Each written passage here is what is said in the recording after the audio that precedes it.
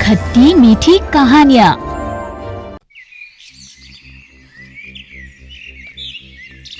विमला अपनी बहू को हमेशा दबा के रखना चाहती है। उसे कुछ बोलने नहीं देती है, ठीक से खाना भी नहीं देती है। विमला बैठकर मन ही मन कुछ सोच रही थी कि उसकी बहू सुमित्रा वहां आती है और विमला से कहती है, माँ जी, भूख लगी है, खाना खा लो। खाना खाएगी? कमीनी, तेरा बाप क्या खाने का खजाना छोड़ के गया है? माँ जी, आप ऐसे क्यों बात कर रही हैं? मैंने सुबह से कुछ भी नहीं खाया है। एक दिन खाना नहीं खाएगी तो मर नहीं जाएगी। जा अपना काम कर, नहीं तो धक्का मार के घर से निकाल दूंगी, समझी? बेशरम औरत कहीं की, जब देखो खाना खाना खाना। सुमित्रा चुपचाप वहां से चली जाती है। विमला ऐसे ही हमेशा सुमित्रा को सताती रहती है, क्योंकि सुमित्रा को वो पसंद नहीं करती। विमला पहले से ही ऐसी है। वो किसी का भला सह नहीं पाती। वो पड़ोसियों की खुशी में खुश नहीं हो पाती है, हमेशा उन लोगों से जलती है। इसलिए पड़ोसियों ने भी उससे बात करना बंद कर दिया है। उसके बेटे का नाम पार्थ है। पार्थ एक अच्छा लड़का है। कुछ महीने पहले की बात है, सुमित्रा तब इस घर की बहू बनकर नहीं आई थी। एक दिन विमला कमरे में बैठकर पड़ोसियों की निंदा कर रही थी। तभी पार्थ उससे कहता है, अरे मां, पड़ोसियों के बारे में हमेशा इतना बुरा क्यों बोलती हैं आप? कभी तो कुछ अच्छा बोल लिया करो ना। हाँ, अरे चुप कर, तुझे क्या पता, हमेशा तो काम और किताबों में घुसा रहता है तू। पार्थ ने बात नहीं बढ़ाई और चुपचाप वहां से चला गया। कुछ ही दिनों के बाद पड़ोस में एक लड़के की शादी हुई। उसको दहेज में बहुत सारा पैसा मिला। ये देखकर विमला के मन में भी लालच घर कर गया। पार्थ की शादी करवानी पड़ेगी। मुझे भी दहेज में ऐसी मोटी रकम चाहिए। मगर तभी दरवाजे की घंटी बजी। विमला ने जाकर दरवाजा खोला और देखा कि पार्थ एक औरत के साथ खड़ा है। वो लोग वरमाला पहने हुए हैं। ये देखकर विमला के सर पर जैसे आसमान टूट पड़ा। अरे अरे बेटा, ये तूने क्या किया? क्यों? शादी की है मैंने। इसका नाम सुमित्रा है माँ। हम दोनों एक दूसरे से बहुत प्यार करते हैं। ये सुनकर विमला भड़क जाती है और गुस्से में आकर कहती है, ये क्या कर दिया तूने? ऐसे अचानक किसी को भी घर उठा कर ले आया? मैंने कैसे कैसे ख्वाब देखे थे। माँ, ऐसी भाषा का इस्तेमाल मत कीजिए आप, प्लीज। ये मेरी धर्मपत्नी है माँ। इसके बारे में मैं कुछ भी भला बुरा नहीं सुन सकता। हाँ। गुस्सा मत कीजिए जी। माँ से ऐसे कोई बात करता है क्या? माँ जी, मेरा प्रणाम लीजिए।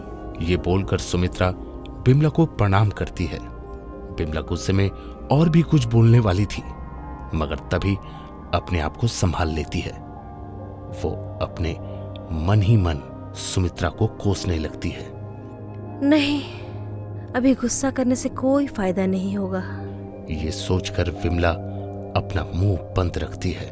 माँ, हमने इस तरह से शादी की, इसके लिए प्लीज बुरा मत मानना, क्योंकि हमें पता था कि हम इस शादी के बारे में आपको बताते तो आप कभी राजी नहीं होती, इसलिए हमें ये कदम उठाना पड़ा माँ। पार्थ सुमित्रा को लेकर अपने कमरे में चला जाता है। ये बात हर जगह फैल जाती है। शाम को विमला के जान पहचान वाले नई बहू को देखने आते हैं। वाह जानकी, तुम्हारी बहू तो बहुत खूबसूरत है। हाँ हाँ, इतनी खूबसूरत कि चांद भी शर्मा जाए। बातचीत के बाद सुमित्रा और पार्थ वहां से चले जाते हैं और फिर वो दोनों औरतें विमला से कहती हैं, अरे ये क्या विमला, पार्थ का कोई टेस्ट नहीं है क्या? ये औरत तो इस घर की बहू बनने के लायक ही नहीं है। हाँ, ऊपर से ऐसे अचानक से शादी हुई, कोई दहेज भी तो नहीं मिला। इसी का तो दुख है मुझे। 20-25 लाख दहेज में मिल ही जाता वही तो। नहीं नहीं, ये एकदम ठीक नहीं हुआ। तेरे बेटे ने बिल्कुल सही काम नहीं किया। मेरे बेटे से गलती हो गई, मगर चिंता मत करो, इसको तो मैं भगा के ही रहूंगी। हाँ, इसमें हम भी तेरे साथ हैं, सब मिलकर भगाएंगे उस चुड़ैल को। हाँ ठीक है, मैं इसे भगाकर ही दम लूंगी, देख लेना। इसके बाद से पार्थ के ऑफिस जाने के बाद ये तीनों मिलकर सुमित्रा को सताने लगे। पार्थ की गैर मौजूदगी का फायदा लेकर वो लोग सुमित्रा से घर का सारा काम करवाने लगी। सिर्फ काम करवा के ही वो शांत नहीं बैठी, कभी कभी तो वे लोग सुमित्रा पर मानसिक अत्याचार भी करने लगती। एक दिन सुमित्रा रसोई से अपने कमरे की तरफ जा रही थी। उसी वक्त विमला ने जानबूझकर फर्श पर तेल गिरा दिया। तेल पर पैर रखते ही सुमित्रा फिसल गई और वो पेट के बल गिर गई। ये क्या? जमीन पर तेल किसने गिरा दिया? ये देखकर बिमला जोर जोर से हंसने लगी। सुमित्रा तभी समझ गई कि जमीन पर तेल किसने गिराया था। माँ, आखिर आपको मुझसे क्या तकलीफ है? तेरे जैसी छोटे घर की लड़की के साथ ऐसे ही किया जाता है। पार्थ को तुझसे शादी करने से तो नहीं रोक पाई, पर अब ये शादी मैं तोड़ के रहूंगी। सुमित्रा चुपचाप अपने कमरे में जाकर सिसक सिसक कर रोने लगी। माँ को आखिर मुझसे क्या दुश्मनी है? माँ मेरे साथ ऐसा बर्ताव क्यों करती है? सुमित्रा बहुत रोती है, लेकिन पार्थ को वो कुछ नहीं बताती, क्योंकि वो नहीं चाहती कि उसकी वजह से एक माँ और बेटे के बीच कोई दरार आए। अगले दिन पार्थ के ऑफिस निकल जाने के बाद बिमला सुमित्रा को अपने कमरे में बुलाती है। ए कामचोर, जल्दी इधर आ। क्या बात है माँ? मुझे इस वक्त क्यों बुलाया? इस वक्त मतलब तू कोई हीरोइन है क्या, जो तुझे बुलाने के लिए तेरी इजाजत लेनी पड़ेगी? सुन कलमोही, मेरी सहेलियां आ रही हैं, उनके लिए गरम गरम पकौड़े तल कर ला, जा। सुमित्रा पकौड़े तलने चल जाती है। इतने में बिमला और उसकी सहेलियां बातें कर रही हैं। सुमित्रा पकौड़े तलकर कमरे के अंदर आती हैं और उसके हाथ से पकौड़े की थाली छूटकर बिमला की सहेलियों की गोद पर गिरते हैं। इस बात से बिमला और उसकी सहेलियां नाराज हो जाती हैं और सुमित्रा को बहुत उल्टा सीधा सुनाने लगती हैं। बिमला, ये कैसी बहू है तुम्हारी? मेहमानों के गोद में ही सारा खाना गिरा दिया। ऐसी बहू होने से तो ना होना ही बेहतर है। असल में चुप रह कलमोही, बहुत हो गया तेरा नाटक। रुक, अभी तुझे मजा चखाती हूँ। बिमला एक छड़ी लेकर आई और सुमित्रा को अपनी पूरी ताकत से मारने लगी। सुमित्रा जोर जोर से चिल्लाने लगी, मगर किसी ने उसकी एक भी बात नहीं सुनी।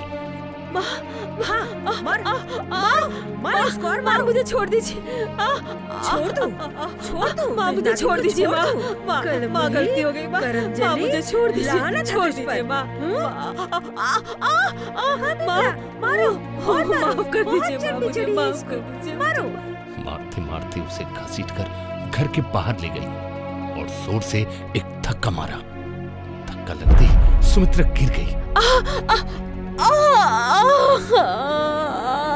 मेरी कमर, माँ जी मुझे छोड़ दीजिए, बहुत दर्द कर रहा है माँ जी। ये सब नाटक है, मुझे छोड़ दीजिए। हाँ, और नहीं तो क्या, काम न करना पड़े इसीलिए। तुम्हारी बहू तो बहुत शातिर निकली विमला। हाँ, लगता है चर्बी चढ़ी हुई है, अभी निकालती हूँ इसकी सारी चर्बी। एक कामचोर, उठ उठ और कमरे में जो रायता फैलाया है ना, उसे जाकर जल्दी से साफ कर। जा, जल्दी जा कलमोही। पर माँ, सच में बहुत दर्द हो रहा है, मैं उठ नहीं पा रही हूँ माँ, दर्द हो रहा है माँ। वो सब मुझे नहीं पता, तू साफ नहीं करेगी तो कौन करेगा? तेरा बाप।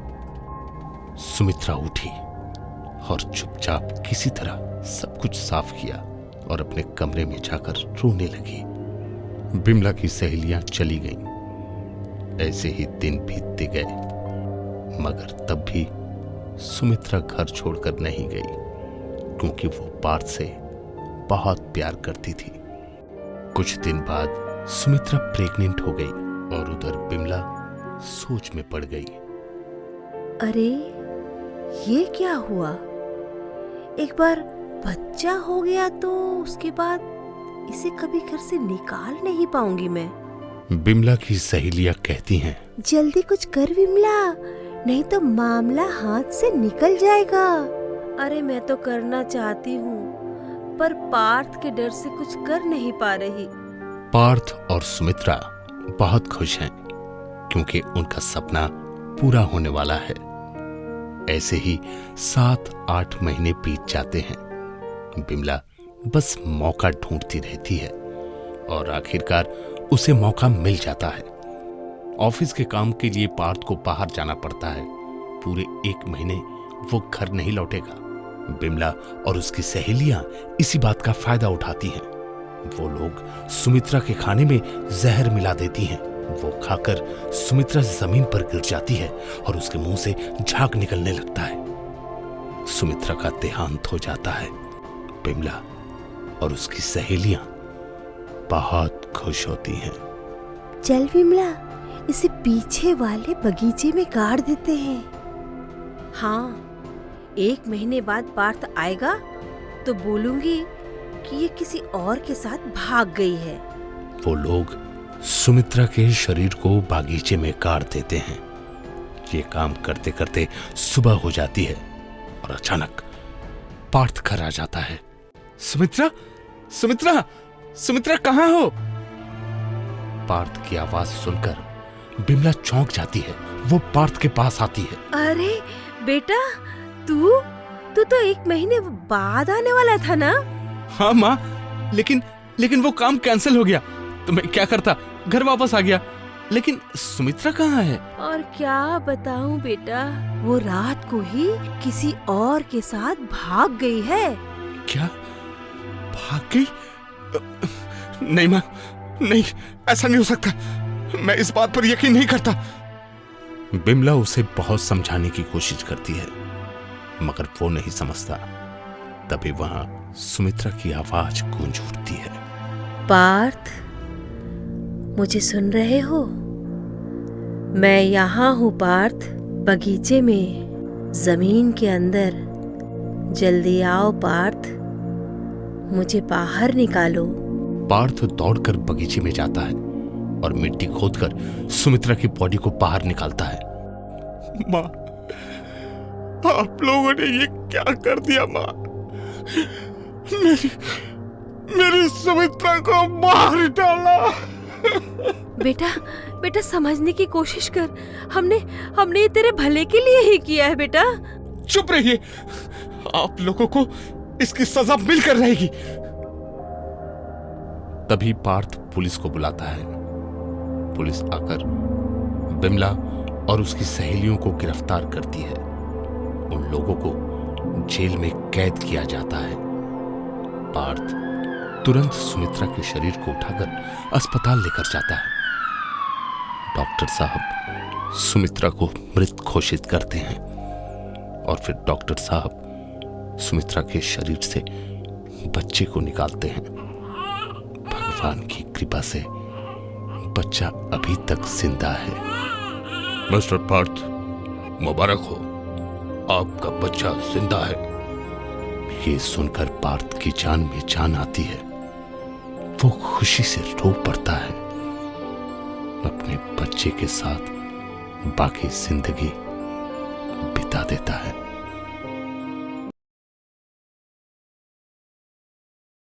राधा की 2 बेटियां हैं, नेहा और स्नेहा। पति के मृत्यु के बाद राधा ने अकेले ही माँ और पिता दोनों का प्यार बच्चियों को देकर बड़ा किया है। दोनों बेटियां नेहा और स्नेहा बहुत ही संस्कारी और समझदार हैं। राधा की छोटी बेटी नेहा का विवाह तय हो गया है।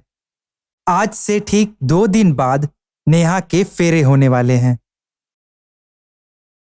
अरे स्नेहा बेटा, आ गई तू? सारी रिश्तेदारी जमा हो गई और एक तू है जो छोटी बहन की शादी में मेहमान की तरह आ रही है। माँ, तुम ही तो कहती हो ना कि अब वही मेरा घर है, तो बताओ अपने घर की जिम्मेदारियां किस पर छोड़कर आती? तू तो बस रहने दे, ब्याह के बाद बेटियां पराई हो जाती हैं। मैं तो अपने दामाद से ही बात करूंगी, वही मेरी बात समझेंगे। बिल्कुल हीरा है मेरा दामाद। साल भर बाद मिली हो माँ, गले तो लगने दो। कहते हुए स्नेहा का गला भर आया। राधा के मन में भी ढेर सारा शिकवा, शिकायतें और लाड भरा था, लेकिन अभी समय नहीं था इन सब का।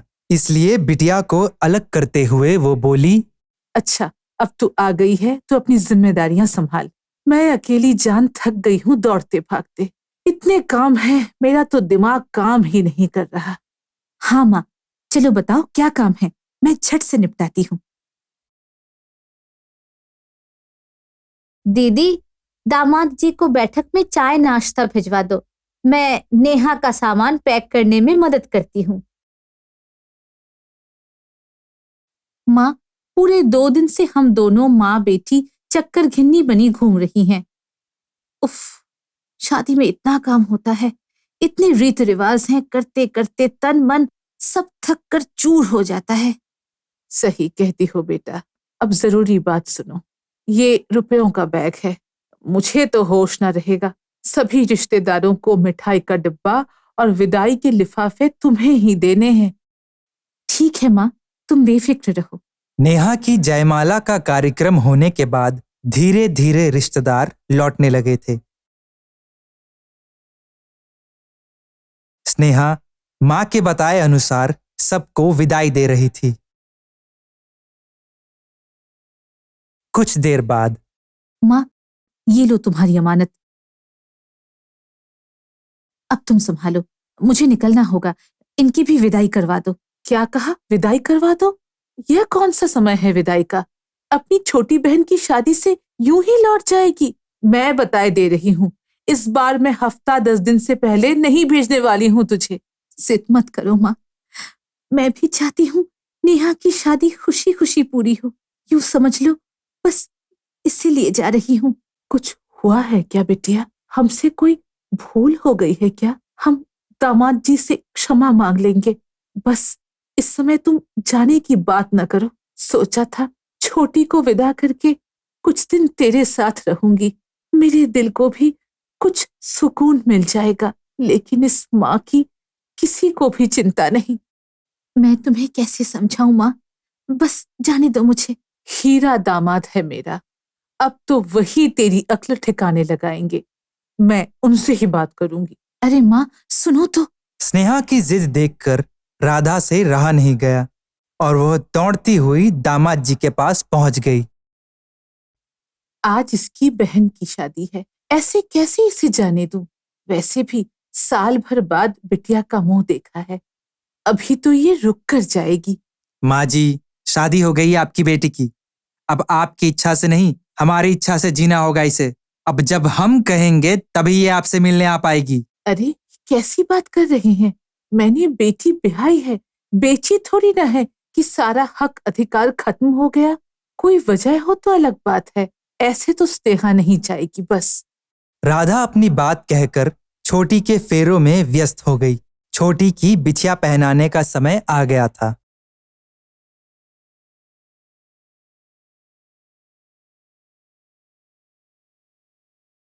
स्नेहा बेटा, स्नेहा, अरे स्नेहा कहाँ चली गई? लगता है अपने कमरे में है। राधा कमरे से बाहर पहुंच जाती है। वहां अंदर से आती आवाजों से उसके कदम ठिठक से जाते हैं। मायके आकर बहुत शेरनी बन रही हो।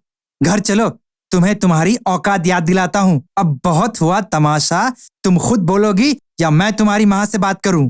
देखिए इतने रिश्तेदार जमा हैं, माँ का तमाशा मत बनाइए। मैं चलती हूँ आपके साथ। मेरी बात काट कर तुमने तमाशा तो मेरा बना ही दिया है। सोच लो, या तो अभी साथ चलोगी वरना कभी नहीं। जीवन भर पड़ी रहना अपनी माँ के साथ। एक बात और, आज जो तुम यहाँ से जाओगी फिर कभी लौट कर नहीं आओगी, यही सजा है तुम्हारी। स्नेहा फूट फूट कर रो रही थी और नीलेश कड़कड़ाती आवाज में उसे खरी खोटी सुनाया जा रहा था। राधा की आंखों के आगे अंधेरा सा छा गया था। 2 साल पहले। स्नेहा बेटा, तुम्हारी पहली होली है, मायके में ही मनाई जाती है। बता कब आ रही है? माँ, अभी नई नई शादी हुई है, अभी तो मैं सबको समझने लगी हूँ। मुझे मायके आना कुछ ठीक नहीं लग रहा है। मैं ससुराल में ही होली मनाऊंगी। 6 महीने हो गए, तू कभी फोन नहीं करती, ना मिलने आती है। क्या बात है बेटा, माँ को भूल गई है क्या? नहीं माँ, तुमने ही कहा था ना कि रोज रोज ससुराल से फोन करना सही आदत नहीं होती, इससे घर बिखरते हैं, इसलिए मैं कम ही फोन करती हूँ। बेटा, वो सब नसीहतें इसलिए दी थी ताकि तू मेरे राम जैसे दामाद का दिल जीत पाए और ससुराल में जम जाए। लेकिन कभी कभी तो माँ से मिलने आया कर। आज के दिन जो लड़का मेरे घर में बिटिया को ऐसे प्रताड़ित कर रहा है, वो ससुराल में क्या करता होगा मेरी बच्ची के साथ। हे भगवान, क्या पाप हो गया मुझसे, जिसे मैं राम समझ तारीफ करते नहीं थकती थी, वो तो रावण कहलाने के लायक भी नहीं है। अब मुझे सब समझ में आ रहा है क्यों स्नेहा मायके आने के नाम पर टाल जाती थी, क्यों मुझे ससुराल आने से मना करती थी, क्यों मेरी बच्ची अपनी ही बहन की शादी में यूं अजनबी बनकर वापस लौट जाने को तैयार हो गई। स्नेहा, चलो नेहा को बिछिया पहनाओ बेटा। माँ, वो मुझे अभी निकलना होगा, मुझे देर हो रही है। नहीं बेटा, कोई देर नहीं हो रही, सब सही है, तेरी माँ है तेरे साथ। स्नेहा अभी नहीं जाएगी, मैंने स्पष्ट बता दिया है आपको। बार बार वही बात करने का क्या मतलब है? ज्यादा लाड आ रहा है आपको तो ऐसा करिए, अब इसे यही रख लीजिए। मुझसे तो इसे वापस ले जाने की उम्मीद भी मत करना। 2 साल की शादी में क्या बनाकर रख दिया है बच्ची का, लगता है जैसे हंसना ही भूल गई है। तुझे घबराने की जरूरत नहीं है बेटा, मैंने सब सुन लिया है। नेहा को विदा कर दूं, उसके बाद नीलेश से बात करूंगी। राधा स्नेहा का हाथ पकड़कर उसे मंडप तक ले आई। नेहा को खुशी खुशी विदा करने के बाद, मुझे माफ कर दे बेटा, न जाने मैं कैसी माँ हूँ, अपनी बेटी की तकलीफ में समझ ही न पाई। मैं ठीक हूँ माँ, आप ऐसा क्यों सोचती हैं? अब बस मुझे अपने घर जाने दो, नहीं तो अनर्थ हो जाएगा। बस कर, कितना झूठ बोलेगी अपनी माँ से। मैं सब समझ गई हूँ, तेरे मायके न आने के लिए झूठे बहाने बनाना, अक्सर बीमार रहना। सच सच बोल बेटा, हाथ उठाता है ना नीलेश तुझ पर? डर मत बेटा। माँ, वो तो शादी के बाद से ही मुझे प्रताड़ित करते रहे, बात बात पर छोड़ देने की धमकी देते हैं, अपशब्द बोलते हैं, कहीं जाने नहीं देते, किसी से मिलने नहीं देते। मेरे गर्भ में बेटी है ये जानकर उन्होंने मेरा गर्भपात तक करा दिया। तुमने भी तो यही कहा था ना कि बिन बाप की लड़की हो, किसी को बातें बनाने का मौका न देना, हर हाल में रिश्ता निभाना है। मुझे कहाँ पता था मेरी बेटी कैसे नरक में जी रही है। ऐसे मर मर कर ससुराल में जीने की जगह तू शान से अपने मायके में रह बेटा। ये घर तेरा है, हमेशा तेरा रहेगा। स्नेहा अभी के अभी मेरे पैर पकड़कर माफी मांगो, नहीं तो अब मैं नहीं, तलाक के कागज आएंगे तुमसे बात करने। फिर दोनों माँ बेटी जीवन भर बैठी रहना इसी घर पर। मेरी बेटी पढ़ी लिखी है, समझदार है, इसलिए आज तक आपकी हर गलत बात सहती रही। लेकिन जीवन को सम्मान से बिताने के लिए समझदारी के साथ स्वाभिमानी होना भी जरूरी होता है। बेटी, पति का सम्मान करो, लेकिन उसके अहम को संतुष्ट मत करना कभी। मैंने क्या अपराध किया है जो मैं आपके पैर पकड़कर क्षमा मांगूंगी? अपराध तो आपने किया है, आज तक मुझे मानसिक और शारीरिक कष्ट देते रहे। मैं अभी भी आपके साथ चलने के लिए तैयार हूँ, अगर आप अपने किए के लिए माफी मांग लें और वादा करें कि आगे से ऐसा नहीं होगा। मैं तुमसे माफी मांगूंगा? ए चल, तेरे जैसे बहुत मिलेंगे मुझे। नीलेश बेटा, क्या मेरी बेटी ने आज तक आपके माता पिता के सामने आपका या उनका अपमान किया है? नहीं ना, मैं जानती हूँ अपनी बेटी को, वो ऐसा कभी कर ही नहीं सकती। और एक आप हो जो इस तरह मेरा अपमान कर रहे हो। यही तो संस्कार होते हैं। आप जा सकते हैं। स्नेहा आपके साथ नहीं जाएगी, आज नहीं, कभी नहीं। नीलेश पैर पटकता लौट गया। माँ, आप उन्हें नहीं जानती, वो नहीं आएंगे माँ, वो सच में कभी लौट कर नहीं आएंगे। अब मेरा क्या होगा माँ? बेटा, नीलेश को परखने में मुझसे भूल हुई है। उसकी अच्छी तनख्वाह, बड़ा मकान देखकर मैंने खुशी खुशी तेरी शादी उससे कर दी। अगर आज मैं तेरे साथ खड़ी नहीं हुई तो तू फिर से उसी नर्क में पहुंच जाएगी और इस बार उसके अत्याचार और बढ़ जाएंगे। एक मानसिक रोगी के साथ जीवन बिताने के लिए मैं तुझे विवश नहीं कर सकती। मरी हुई बेटी से मायके में रहने वाली जीवित बेटी बेहतर होती है। एक औरत को जीने के लिए मर्द का होना जरूरी हो, ऐसी कोई अनिवार्यता नहीं है। तुम यहाँ अधिकार से रह सकती हो। अपने मन से बोझ उतार दो और स्वतंत्र होकर जियो। माँ की बात सुनकर स्नेहा राधा के गले लग जाती है।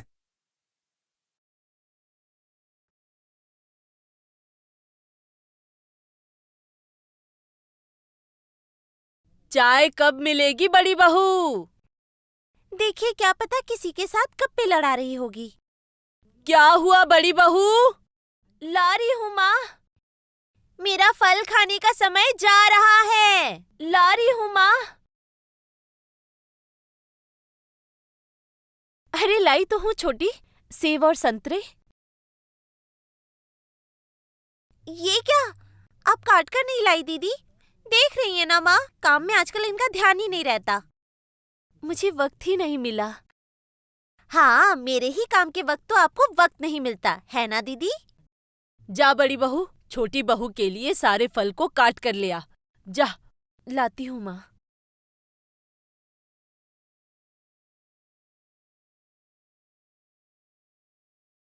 दीदी, दीदी, इस साड़ी को जरा आयरन कर दो ना।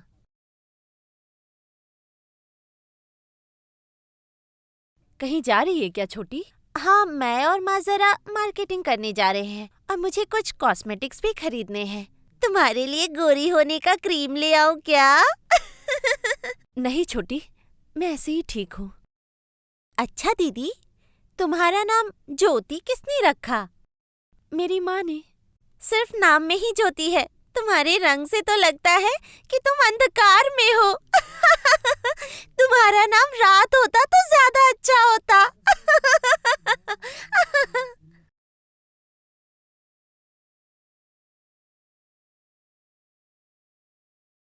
क्या हुआ है? क्यों रो रही हो? कुछ नहीं। अरे बताओ भी। आज छोटी ने मेरी माँ के दिए हुए नाम का अपमान किया। कहा कि मेरा नाम रात होता तो अच्छा होता।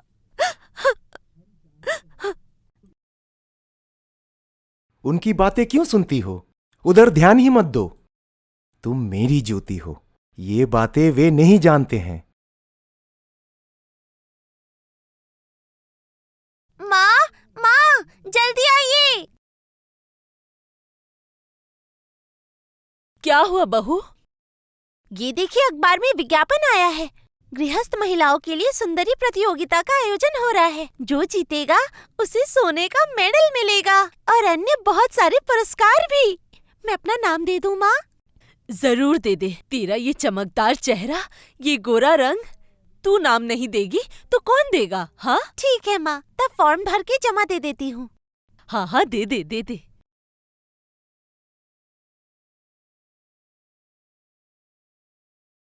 अरे छोटी, तू ये कागज क्यों काट रही है?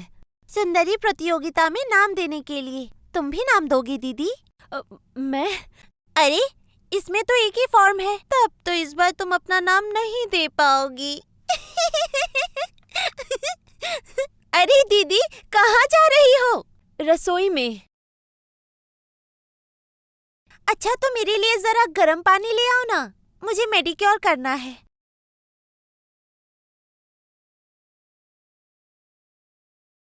मैं सुंदरी प्रतियोगिता में अपना नाम देना चाहती हूँ। सारी सुंदर सुंदर गोरी गोरी लड़कियां वहां पर भाग लेंगी, लेकिन तुम तो सांवली हो। तो क्या हुआ? सुंदरता गोरा या काला नहीं देखता। ये तुम्हारी गलतफहमी है। तुम कल ही बाजार जाकर आज का अखबार ले आना। ठीक है, ला दूंगा। अरे, तू इस वक्त कहाँ जा रहा है? तुम्हारा बहू का फॉर्म जमा दे करके आता हूँ। अरे भैया, तो आपको जाने की जरूरत क्या है? मैं तो जाऊंगी ही। मेरा फॉर्म जो जमा देना है एक साथ ही दे दूंगी। दीजिए मुझे।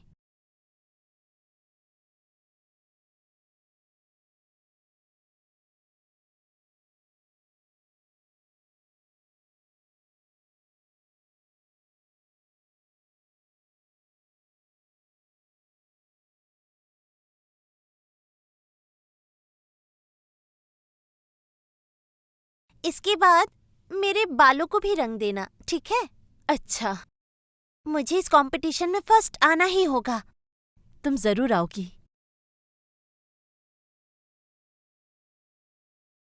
जिन जिन लोगों ने प्रतियोगिता में भाग लिया है उन लोगों को कृपया लाइन बनाकर सामने आने के लिए कहा जा रहा है।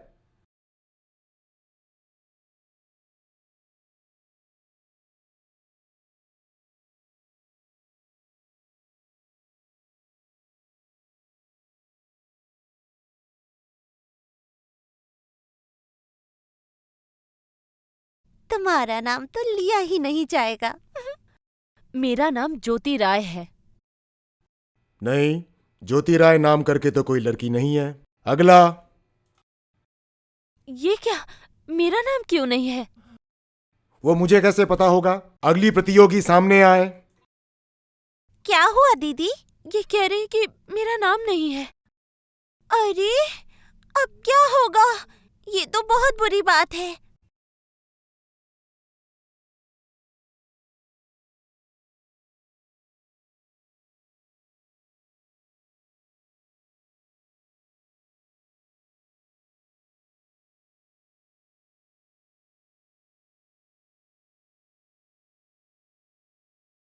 लीजिए, इस फॉर्म को भरकर अभी जमा दीजिए। अभी हो जाएगा? देखते हैं।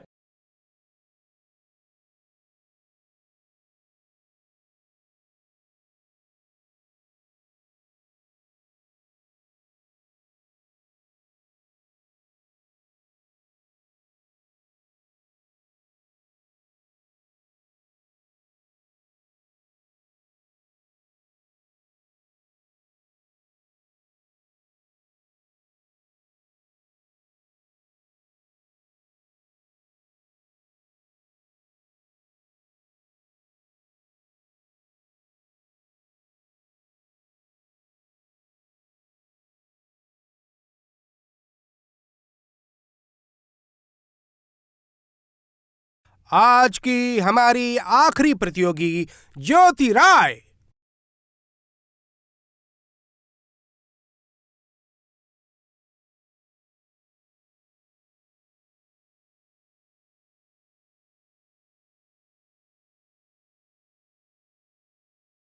आज की प्रतियोगिता समाप्त।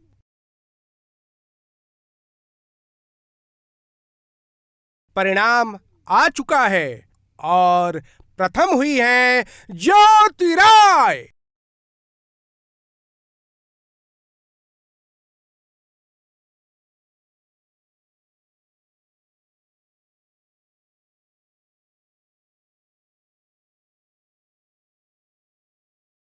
माँ, आप लोग दूर क्यों खड़ी हैं? इधर आइए। छोटी, इधर आ। चलिए, घर चलते हैं। आप मॉडल बनेंगी? बहुत पैसे मिलेंगे। नहीं, मैं घर की बहू हूँ, घर पर ही रहना चाहती हूँ। आपका प्रेरक कौन है?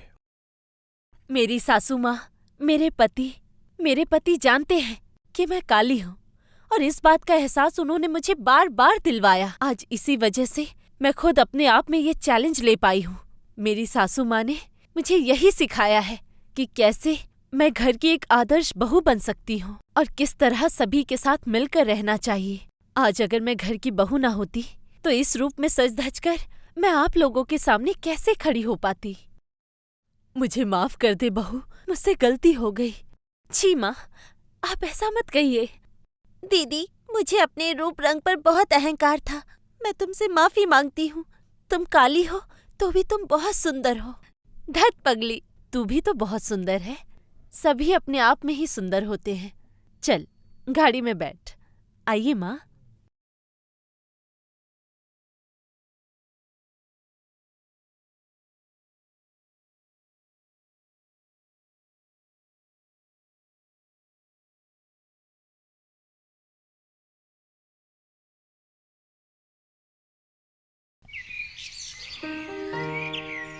रेशमा एक सीधी सादी औरत है। उसका पति रमेश शहर के रास्तों पर हाथ रिक्शा चलाता है। रमेश और रेशमा एक दूसरे से बहुत प्यार करते हैं, मगर रेशमा की सास जानकी बहुत लालची और अत्याचारी है। वो हमेशा रेशमा को टोकती रहती है। रेशमा गर्भवती हो जाती है और उसके कुछ महीने बाद हाथ रिक्शा चलाते हुए रमेश का एक्सीडेंट हो जाता है और उसका देहांत हो जाता है। आप कहाँ चले गए? अब मेरा क्या होगा? तेरी वजह से मर गया है वो। ये क्या कह रही हैं आप माँ जी? बिल्कुल सही कह रही हूँ। अब घर कैसे चलेगा? पता नहीं माँ जी। क्या पता नहीं? तू कल से हाथ रिक्शा लेकर रास्ते पर निकलेगी। मगर मैं पेट से हूँ माँ जी, मैं कैसे हाथ रिक्शा चला सकती हूँ? वो सब मुझे नहीं पता। मैंने बोल दिया तो तुझे करना ही पड़ेगा, नहीं तो तुझे खाना नहीं मिलेगा। इस घर से मैं तुझे धक्के मार कर निकाल दूंगी। रेशमा डर जाती है। उसके पास और कहीं जाने की जगह नहीं है, इसलिए अगले दिन वो हाथ रिक्शा लेकर रास्ते पर निकल पड़ती है, मगर उसे कोई भाड़ा नहीं मिलता।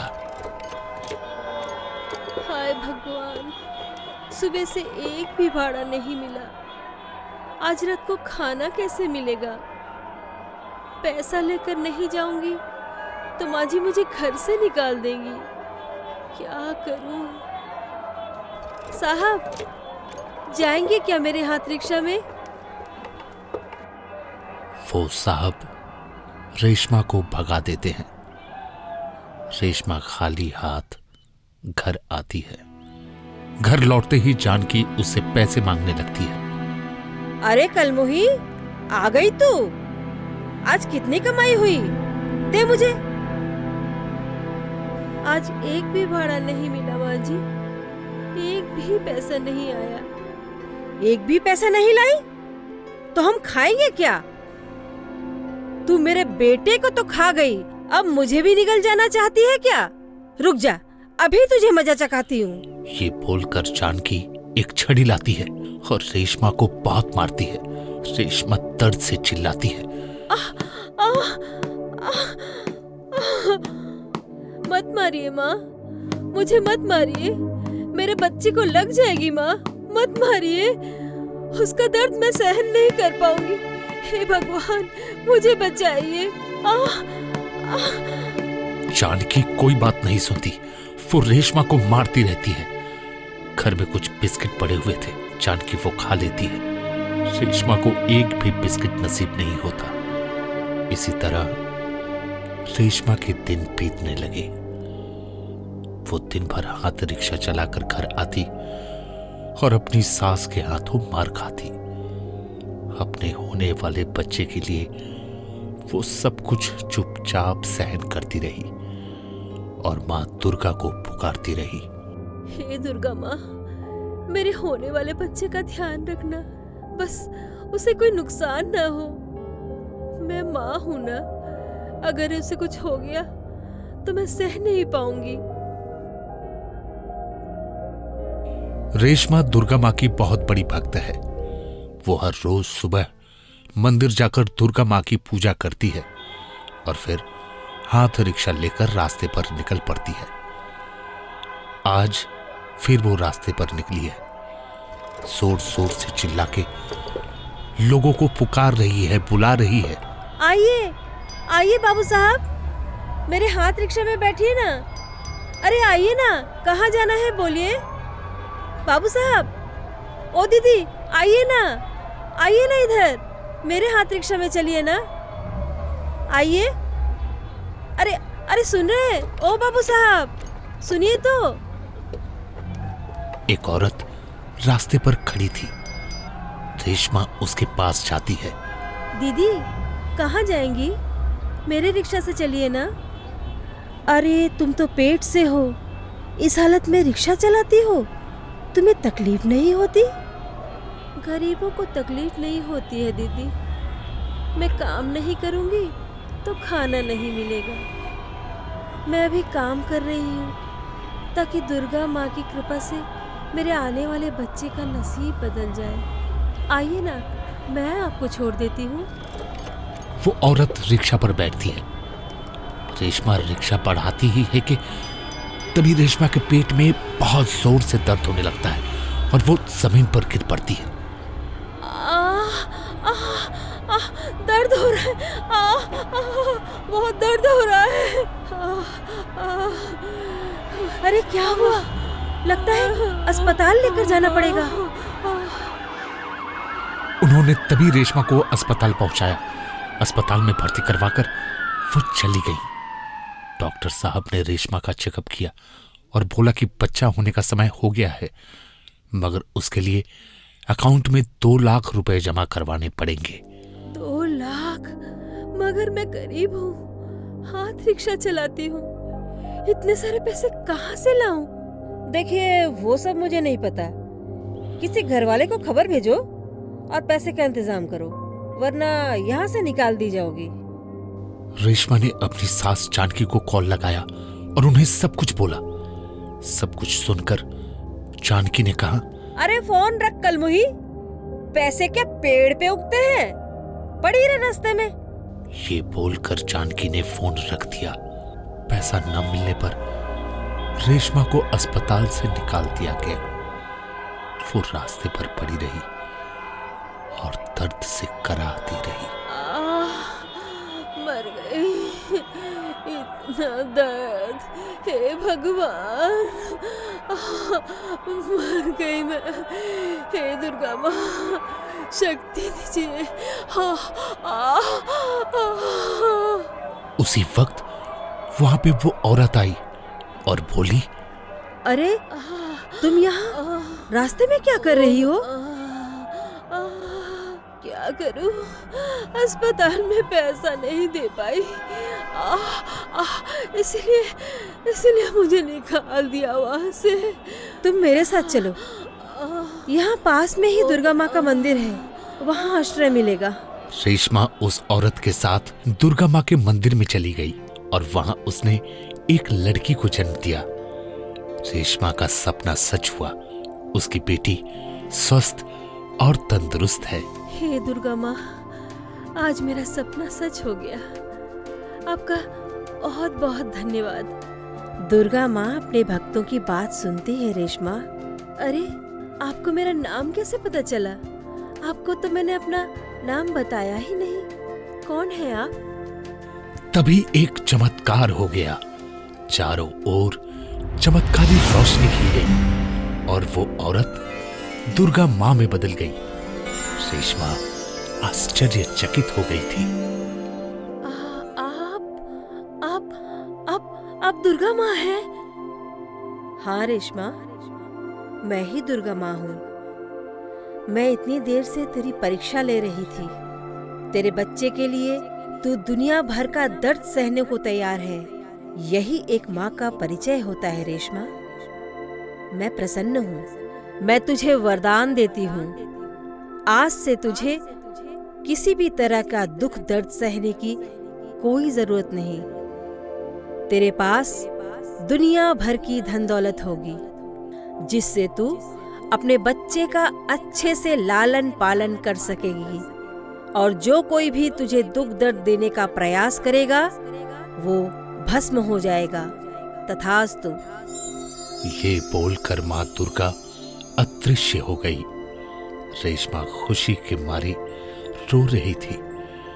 वो अपनी बेटी को गोद में सहलाने लगी। दुर्गा माँ के वर के हिसाब से रेशमा के लिए एक बड़ा सा महल बन गया। रेशमा के पास बहुत सारा धन दौलत आ गया। रेशमा अपनी बेटी के साथ उस महल में रहने लगी। खुशी खुशी रेशमा का दिन कटने लगा। मगर उस तरफ जानकी को जब ये पता चला तब वो अपने लालच को रोक नहीं पाई। जानकी रेशमा के पास आ गई। बहू, ये क्या बात हुई? मुझे उस झोपड़ी में छोड़कर तू इस महल में रह रही है? क्यों माँ, आप ही ने तो कहा था ना रास्ते में पड़े रहने के लिए। फिर आज क्यों आई है यहाँ? तेरे साथ रहने आई हूँ बहू। आखिर है तो तू मेरी बहू ही ना। ये बात तब सोचनी चाहिए थी माँ जी, तब तो आपने हमें मरने के लिए छोड़ दिया था। जानकी और नहीं सह पाई, वो अपने असली रूप में आ गई। अरे कलमुही, मैं तो तुझे अभी भी मार सकती हूँ। बहुत चर्बी चढ़ी है ना तुझे, बहुत पटर पटर कर रही है तू। तुझे मार के ये सारा धन दौलत मैं अपने नाम कर लूंगी। ऐसा मत कीजिए, इसमें आपका ही नुकसान होगा। नुकसान गया भाड़ में, मुझे तो सिर्फ पैसा दिख रहा है, पैसा। ये ले। ये बोलकर जानकी एक डंडा लाई और रेशमा को मारने लगी। उसी वक्त दुर्गा माँ के वरदान के कारण जानकी को अपने शरीर में जलन का एहसास हुआ। अरे अरे अरे, ये क्या हो रहा है? अरे मेरा बदन जल रहा है। मैंने कहा था ना माँ, आप मुझे नहीं मार सकती। मेरे ऊपर स्वयं दुर्गा माँ का आशीर्वाद है। अब आप अपने किए की सजा भुगतिए। जानकी भस्म हो गई। रेशमा का सारा डर आज पूरी तरह से खत्म हो गया। इसके बाद रेशमा अपनी बेटी के साथ खुशी खुशी जीवन बिताने लगी।